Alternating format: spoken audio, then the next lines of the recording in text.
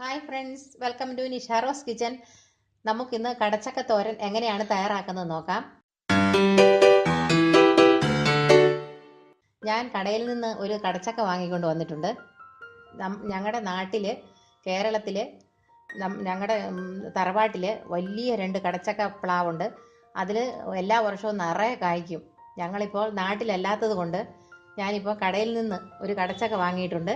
കടച്ചക്ക കൊണ്ട് ഞങ്ങൾ തോരൻ കറി ഉണ്ടാക്കും, തേങ്ങ വറുത്തരച്ച കറി വയ്ക്കും, പിന്നെ കടച്ചക്ക തേങ്ങാപ്പാലിൽ പുഴുങ്ങി എടുക്കും. നല്ല ടേസ്റ്റി ആയിട്ടുള്ള ഒരു വിഭവമാണ് കടച്ചക്ക തേങ്ങാപ്പാലിൽ പുഴുങ്ങി കഴിക്കുന്നത്. പിന്നെ കടച്ചക്ക കൊണ്ട് ഞങ്ങൾ മെഴുക്കുപുരട്ടി തയ്യാറാക്കും. അപ്പോൾ നമ്മൾ തോരൻ കറി വെക്കുമ്പോൾ നമ്മൾ എപ്പോഴും ഒരു അധികം വിളഞ്ഞ കടച്ചക്ക എടുക്കരുത്. അല്പം പിഞ്ച് കടച്ചക്ക വേണം നമുക്ക് പറിച്ചെടുക്കാനായിട്ട്. നമുക്ക് ഈ കടച്ചക്ക തോരൻ വയ്ക്കുന്നത് എങ്ങനെയാണെന്ന് നോക്കാം. അതിനു മുമ്പായിട്ട് ഒരു കാര്യം, നിങ്ങൾ ഞങ്ങളുടെ ചാനൽ സബ്സ്ക്രൈബ് ചെയ്തിട്ടില്ലെങ്കിൽ സബ്സ്ക്രൈബ് ചെയ്യണം, ഞങ്ങളെ സപ്പോർട്ട് ചെയ്യണം. ഇനി ഇതെങ്ങനെയാണ് തയ്യാറാക്കുന്നത് നമുക്ക് നോക്കാം. ഞാനിപ്പോൾ കടച്ചക്ക തോട് മാറ്റി ഞാൻ കഴുകി എടുത്തുകൊണ്ട് വന്നിട്ടുണ്ട്. ഇനി ഞാനിതിനെ കട്ട് ചെയ്ത് അരിഞ്ഞ് കാണിച്ചു തരാം. ഇപ്പോൾ കടച്ചക്ക കട്ട് ചെയ്തെടുത്തു, നെടുകെ കട്ട് ചെയ്തെടുത്തിട്ടുണ്ട്. അപ്പോൾ അതിനകത്തൊരു ഈ പാർട്സ് നമുക്കത് റിമൂവ് ചെയ്ത് കളയണം. ഇങ്ങനെ വേണം എടുത്ത് കളയാൻ.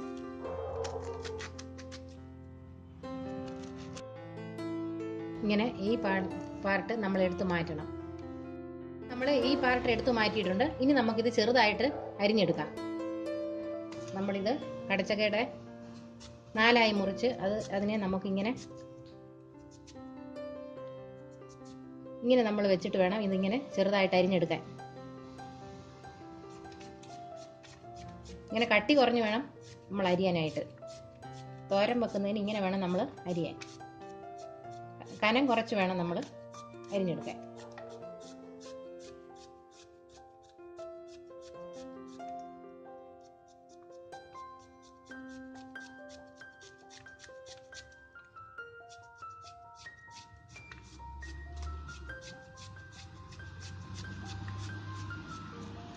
ഇപ്പോൾ കടച്ചക്ക അരിഞ്ഞെടുത്തോണ്ട് വന്നിട്ടുണ്ട്. അതിപ്പോൾ ഞാൻ വെള്ളത്തിലിട്ട് ഒന്നുകൂടെ നമ്മൾ അരിഞ്ഞതിന് ശേഷം കഴുകിയെടുക്കണം.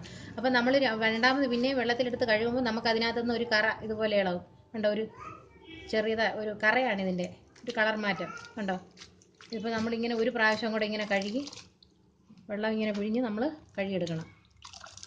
അപ്പോൾ ആ വെള്ളത്തിലൊരു കളർ മാറ്റം കാണും, അതതിൻ്റെ കറയാണ്. അപ്പോൾ അരിഞ്ഞു കഴിഞ്ഞാൽ നമ്മൾ വീണ്ടും ഒന്നുകൂടെ കഴുകിയെടുക്കണം.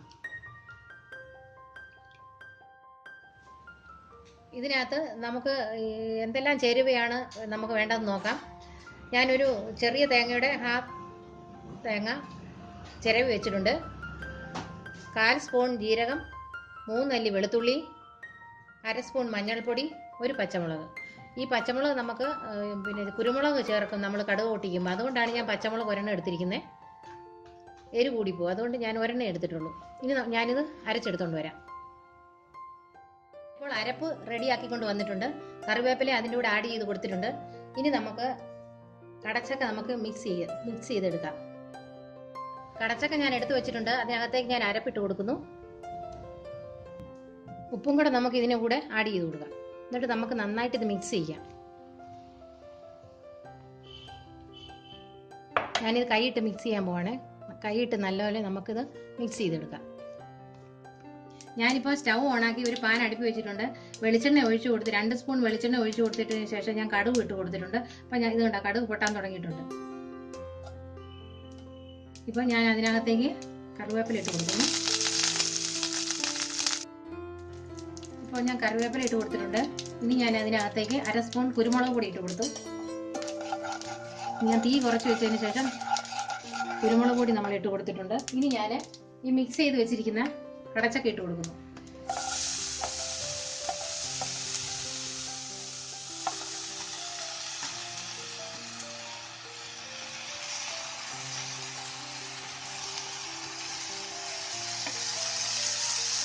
അതിനുശേഷം നമ്മൾ ഇതിന് 1 ഗ്ലാസ് വെള്ളം, ഈ ഗ്ലാസ്സിൽ 1 ഗ്ലാസ് വെള്ളം ഞാൻ ഇതിൻ്റെ കൂടെ ചേർത്ത് കൊടുക്കുന്നു. ഇനി നമുക്ക് നന്നായിട്ട് മിക്സ് ചെയ്ത് കൊടുക്കാം.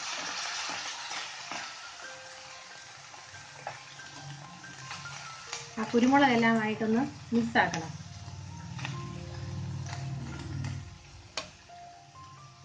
ഇനി നമുക്ക് ഇത് മൂടി വെച്ച് നമുക്ക് വേവിക്കാം.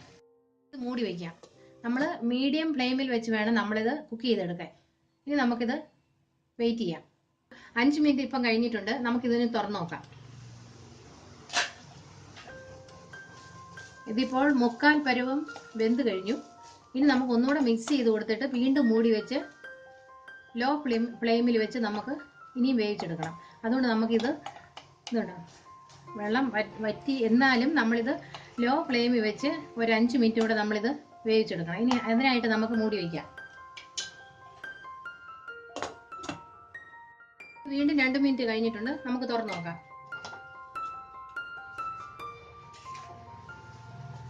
നമുക്ക് നന്നായിട്ട് ഇളക്കി കൊടുക്കാം. ഇപ്പോൾ നോക്കിയേ, ഇതിൻ്റെ ചൂടുഭാഗമൊക്കെ നന്നായിട്ട് വറ്റിയിട്ടിരിക്കുന്നു വെള്ളം.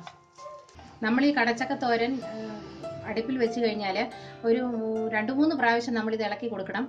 കാരണം ഇത് നന്നായിട്ട് ഇളക്കി കൊടുക്കുമ്പോൾ മാത്രമേ എല്ലാം നന്നായിട്ട് വെന്ത് വരുള്ളൂ. അപ്പം നമ്മൾ ഇപ്പം നന്നായിട്ട് വെന്തിരിക്കുന്നു. ഇതാണ്ട് വെള്ളം എല്ലാം വറ്റി നന്നായിട്ട് വെന്തിരിക്കുന്നു. ഇപ്പം റെഡി ആയി കഴിഞ്ഞിട്ടുണ്ട്. കടച്ചക്ക തോരൻ ഇപ്പം റെഡി ആയി കഴിഞ്ഞിട്ടുണ്ട്. നമുക്കിനി ഇതിന് 1 സ്പൂൺ എണ്ണ അല്ലെ 1-2 സ്പൂൺ വെളിച്ചെണ്ണ നമുക്കിതിൽ തൂക്കി കൊടുത്താൽ നല്ല രുചികരമായി വന്നോളൂ. ഇപ്പം നമുക്കത് ഓപ്ഷനിലാണ്. നമുക്ക് വേണമെങ്കിൽ മാത്രം ഒഴിച്ചാൽ മതി. ഞാനിപ്പോൾ ഇതിനകത്തേക്ക് 2 സ്പൂൺ വെളിച്ചെണ്ണ ഒഴിച്ചു കൊടുക്കുന്നു.